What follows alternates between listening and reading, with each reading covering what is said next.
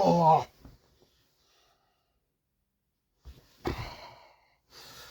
Oh. Don't you just hate it when you can't sleep? Oh. Do you know what? I give up. I completely give up. I'm going to go now. I'm going to go watch a film. That's what I'm going to do. Oh, I think I need to find myself a movie about sleeping. What can I watch? Aha! Perfect.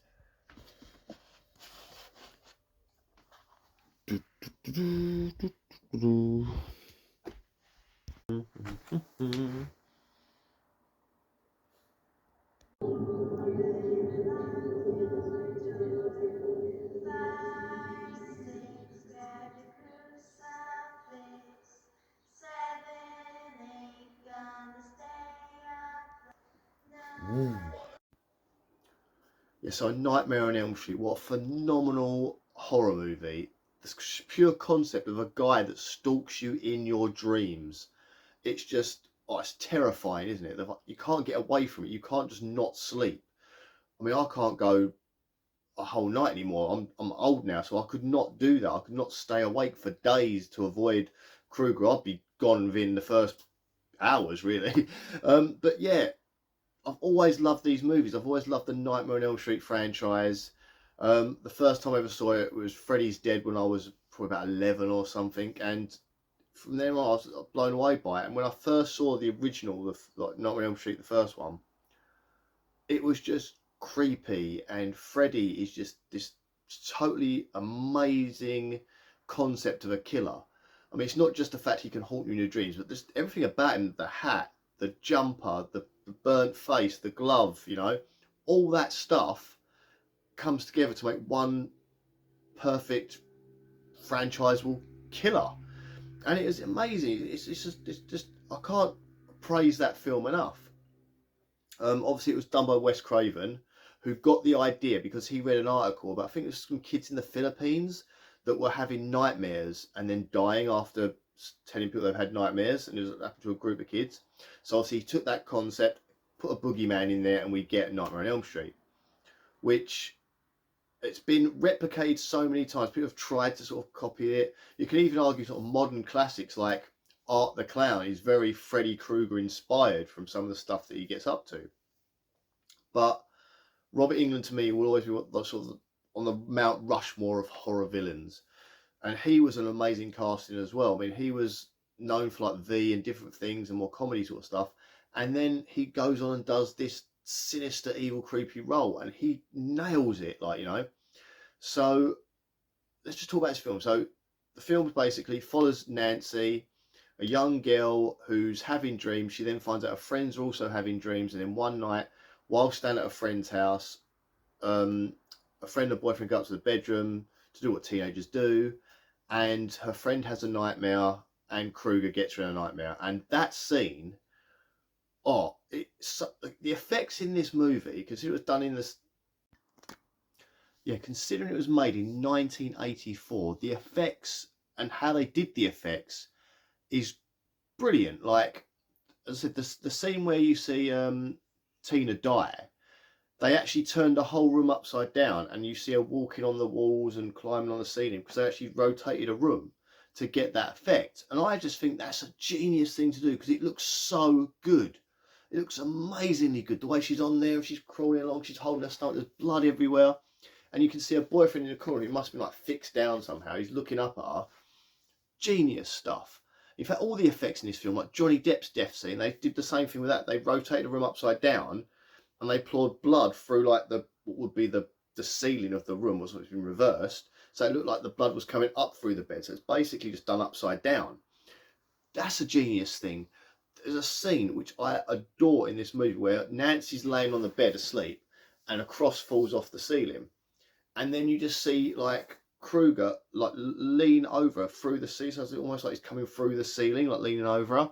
And that was all done with like a latex sort of like sheet across the, like, bed was sort of there, latex sheet across there, and it's just someone pushing through, and the effect looks stunning. It looks like she's literally pouring through, coming through the ceiling. I love this movie for the effects it has. And like Kruger himself, if you look at that makeup, especially when you first see him, when he's walking down the alleyway, you can see the burns and he's disfigured and discarded and messy, but it also looks almost damp. It looks, I don't want to say the word because a lot of people don't like this word, but it looks moist. It looks disgusting. And he's just like, yeah, he just gives you that smile, that nasty smile, the teeth and the manky. Oh my God. That's why I love this film so much, because it's the attention to detail. It's the little things like that. And of course, as we get to later movies in the franchise, the Freddy Krueger makeup went a bit, maybe easier to apply, I suppose. It didn't look anywhere near as gruesome or as that. It got, I don't know, more plain and, I don't know, it was almost like it was healing, I suppose. But it just looked, that first film, that visual shot, the first time you see him, he's kind of got the shadow, he's got the hat on, so it's kind of like, what's happening now? He's sort of shadow in the face, but you get bits of light like you see here, and you can see the burns and all the moisture and the horrible stuff. So yeah, so obviously we've got to talk about who's in this film. I mean, it introduces Johnny Depp, who went on to become like a massive legend in the cinema world. He still is. He's huge, you know. And this was his first ever movie. And apparently he got the role because Wes Craven had a load of like casting pictures laid out on a table, and his daughter went past and went, "Oh, who's that?" So Wes Craven went, "He's in the film," because obviously the girls like him. He's in the film. So it's like, wow, that he's in this movie and it's his first role. And also you've got to think of John Saxon in this movie, who from me was Mr. Enter the Dragon. He's like the good guy in Enter the Dragon. I was like, oh my God, John Saxon's in it. And you got like, obviously, also Heather Langenkamp, who went on to do more Nightmare on Elm Street films and had quite a good career as well. And so there's a lot of big names in this film. And it's just a little 80s movie, little 80s horror that became massive, and it deserves every bit of praise it gets. So the only problem I have with this film, and I still have it to this day, is I don't like the way the movie ends. It's something I've never liked. I love everything about the movie, like the way that the dream sequences into the cut. I like the way that the acting, all that stuff. I like every part of this movie. Actually, there's two things. So one thing I don't like the mother character, because she goes from being pretty much normally mummy, and then but halfway through, once we have the dream therapy scientist bit where they've got the probes on Nancy and she pulls the hat out, from that point on the character has like a mental breakdown, and she's very different, and she starts drinking, but it's the way she's acting becomes very different. That always bugged me a little bit. But the thing that really I hate is the ending of this movie. I've never liked the ending. So it's brilliant, like the way Nancy's fighting off Freddy and she's set the traps around the house, a bit Home Alone, really, isn't it? Sets the traps around the house with little booby traps. And you get to the very end bit when her dad turns up, and it's basically when he comes into the house that the film just doesn't hit right for me at the end. So you get the bit where Freddy's on the bed with the mum, and then the mum sort of disappears into this sort of like light box that's underneath the bed. And then then John Saxon obviously, oh, I'm just going to go and sort something out down here. He walks off and leaves Nancy on her own in the room. And Nancy turns and Freddy comes up through the bed. And that's quite a good scene. Him come up through the bed and then rips through and he's behind her. And then Nancy realises that the best way to get rid of him, the only way she can get rid of him, is to basically turn her back on him and show she's not afraid of him. And almost like it takes away his power. So then obviously he then lunges and he disappears into like stardust. And that's it. And then Freddy's gone. But then you get this weird sort of like Nancy opens the door and she's like, did she ever actually come out of the dream? That's what you kind of get left thinking. Did she ever leave the dream? We assume that Nancy grabbed Freddy and then came out of the dream when her alarm went off. But then the end of the movie suggests that that didn't happen, that she never actually came out of the dream. So when she opens the door and she's in sort of like outside of her house suddenly, and she's like, oh, and her mum's there and her friend's there in the car. And she's like, oh, it's okay. She gets back in the car. And then you get the roof go over, which has got the Freddy jumper colours on it, and drives off, and you get the 1, 2, Freddy's coming for you, the kids skipping, and the mum's at the door, and she suddenly gets dragged in by Freddy back in through into the house. And I was like, and also that's the worst effect in the entire movie as well. Her getting dragged in, they've got like some weird sort of blow up doll thing that they drag through the door, and it looks awful, and it's shown too long. If the cut was quicker, and all you saw was that her head going back and then you saw the legs shoot through the door, might not look so bad because you can see the sort of rubbery plastic head, and then she drags him in. That's the bit that kind of like I was like, what? It takes you out of the movie, it ruins it, and then you get the end. So you kind of like left with sort of, is Nancy okay? What the hell happened, sort of thing. And then we kind of find out in Nightmare on Elm Street 3 what happened with Nancy and that. So we're trying to get her story again, but it's kind of like, oh, it's the last like what 10 seconds of that movie will irritate me. And it's a shame because it's a good movie and there's some good effects. There's one really good effect that never really gets mentioned, but it's a bit where when Freddy first comes after Nancy in the house, he comes through the door and he's wearing Tina's face, and it's only a split second, and he takes it off, and it's just, that's creepy as hell as well. So yeah, definitely a phenomenal movie, definitely worth watching. So if you haven't seen the original Nightmare on Elm Street, definitely watch it. Anyway, I'm now tired. I'm now going to go to bed. So I wish you all a very good night. Good night. Oh, that's good. Time to get some good old-fashioned shut-eye. No, not that. Anything but that, no. No, no, no, no. No, please. No. No. Ah! Oh! What is going on? Oh, God. What? I can't control my body. What is going on? I can't stop myself from moving. What? Oh! What is going on? What? I've already watched it. I watched it earlier. What's going on now? Why are we getting into the bin? What's this? No!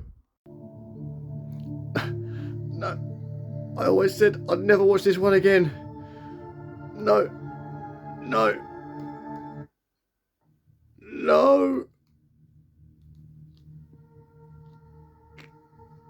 No.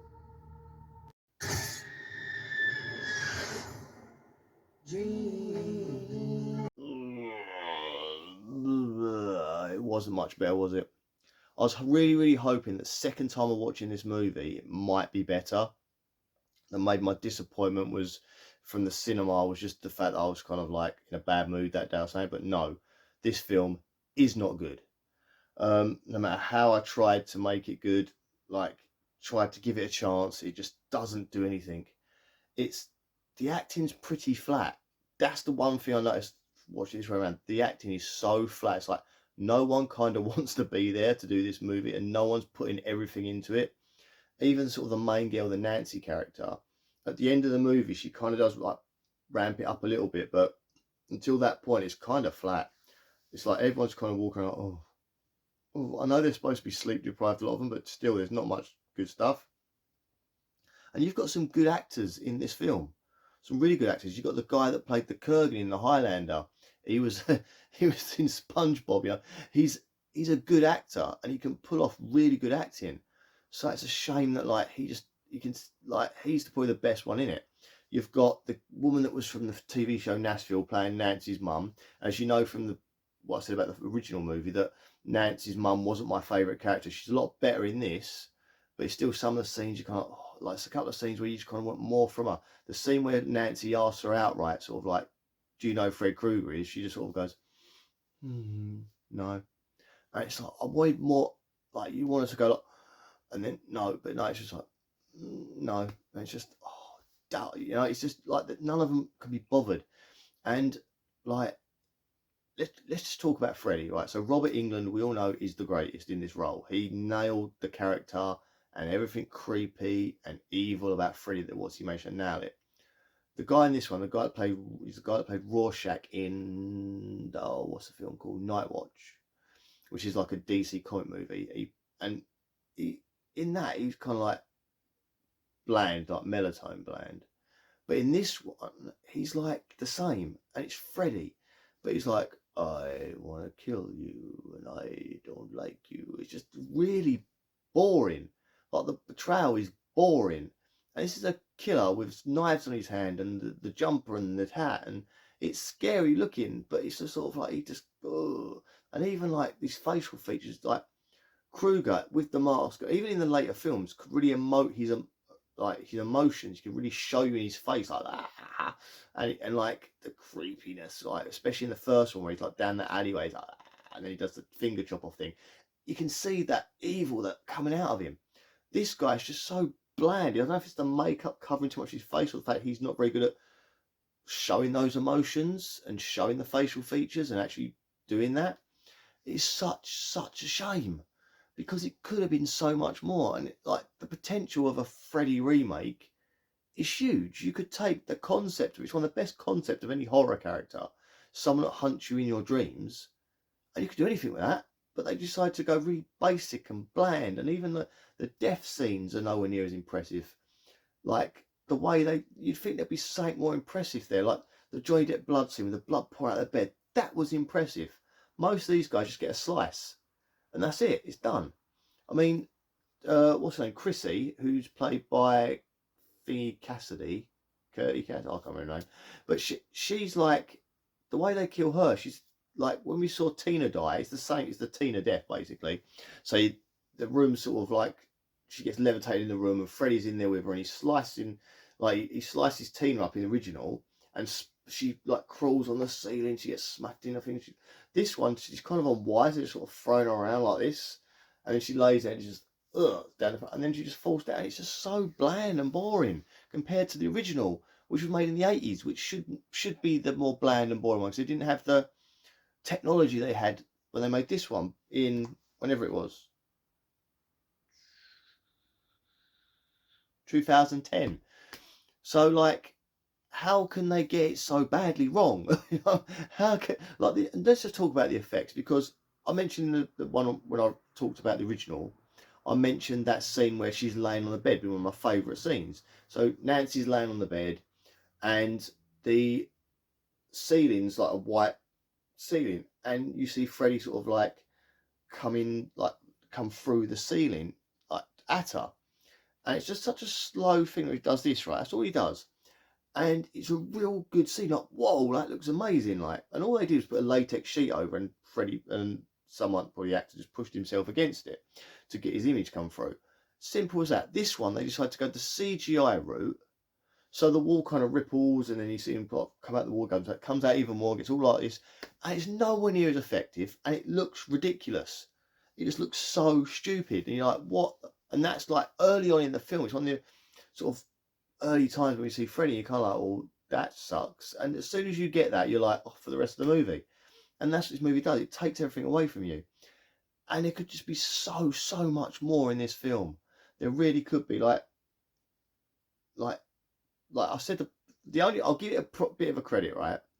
I said that I didn't like the ending of the original movie, how that worked, because I said that it looks like when she goes through the door. I didn't like the ending.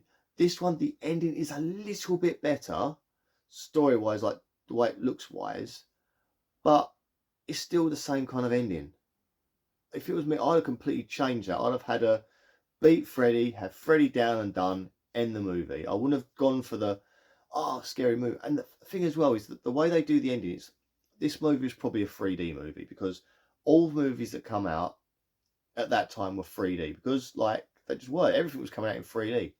And you get the whole like the claw goes through the back of the head, through the eyes, and you sort of get that in your face sort of thing. And then she gets dragged back through the mirror, and Nancy screams. And you're like, all right, it was better than the doll being pulled through the rubber doll thing being pulled through the door. Yes, it's better than that. Yet still, it's like, oh god, like they could have come up with something different to change it slightly. But as soon as she stood in front of me, the second she stood in front of that mirror, I went, she's going through the mirror. So, and then you see Freddy behind her, and that's quite a clever scene. The fact that suddenly Freddy's her reflection, he gets her. That was clever. If we like, let's get into the sort of differences of the two films now. So, in the original movie, you didn't see what happened to Freddy. You didn't see him die and get burnt alive. You heard about it because they told you what happened. The mum relived what happened, but you didn't see it. This film, you get to see it for a dream sequence. And they kind of give you when you see it, you kind of get that feeling that maybe Freddy was innocent. Maybe he hadn't done things to the kids. We found out that the adults thought he'd done stuff to the kids because the kids had said that he had. And then it's kind of implied that maybe he hadn't done it. So when we see the dream sequence of him like getting hunted down by the parents and killed, and the reasons behind it as well, because in the original film we know that he went to court. There was a problem with the paperwork that was done by the police to do the search warrant, and they let him go because then they couldn't charge him, so they let him go. And that's why the parents hunted down and killed him. In this version, it's just that the kids have all said something, the parents have instantly believed them, and they don't want the kids to go through like a court case, so they've hunted Freddy down themselves and they've killed him. And it's quite bad. It's like, what? Like, surely you would look into it, but I get the rationale. They're saying like they didn't want the kids to go through all that, but still, you're kind of like, well, that was a bit abrupt. The original makes a lot more sense of why they feel that the justice wasn't done, so they went after him. It makes more sense to me for that to happen. Then we've got the fact that we find out, we get the realization near the end that he had done the things that the kids had said he'd done. And then it's like, oh, so it is justified, but you don't get the impact of it, because when you find out it could possibly be innocent, you're like, oh. And then when they find out, it's like, she's upset, but it's like, the parents were justified. There's no like, oh, it was right that they did it.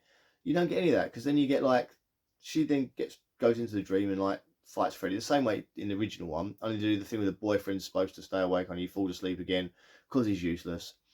I liked when they woke her up with the injection through the adrenaline injection. That was good because it made perfect sense, because that is something that would make you instantly and she grabs him, and and I like the fact he's in the room with them when they wake up. They have to fight him off straight away, and he's not as easy to kill.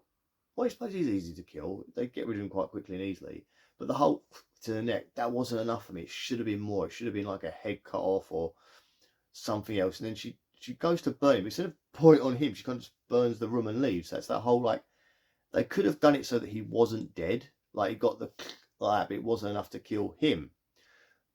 And he could have escaped somehow. But they should just, instead of like, but when she gets the lantern, she goes to burn him. She just sort of like tosses it into the corner of the room. And he's like lying, like this is the room you've got here, right? He's lying here and she tosses the fire over there. And you don't see him burn. So it's like, they could have easily, so doing the ending they did, they could have easily done it so that maybe he was still alive. You get that sort of like they never found a body in the building or something like that. That's all you need to know. Then you get a look of her like in shock, and that's the end of the film. But they went for the whole putting through the mirror one instead, which I guess is more shocking and more spectacular, but I don't know why they bothered doing it. So yes, it didn't work out as well as we all wanted it to. And it is a shame, because again, it had the potential, it had everything there to make it work again. Oh, but so I've now relived this nightmare of watching it again. It wasn't any better. I'm still very disappointed, and I'm never going to watch it again. I say that again. Well, anyway, I'm now going to hopefully wake up from this nightmare and it'll all be over. No. No, no, no, no, not again. Not again. Please, not again. Not again. No!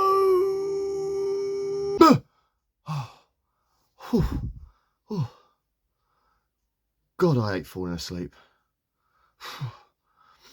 Oh, best get up. Don't have nightmares.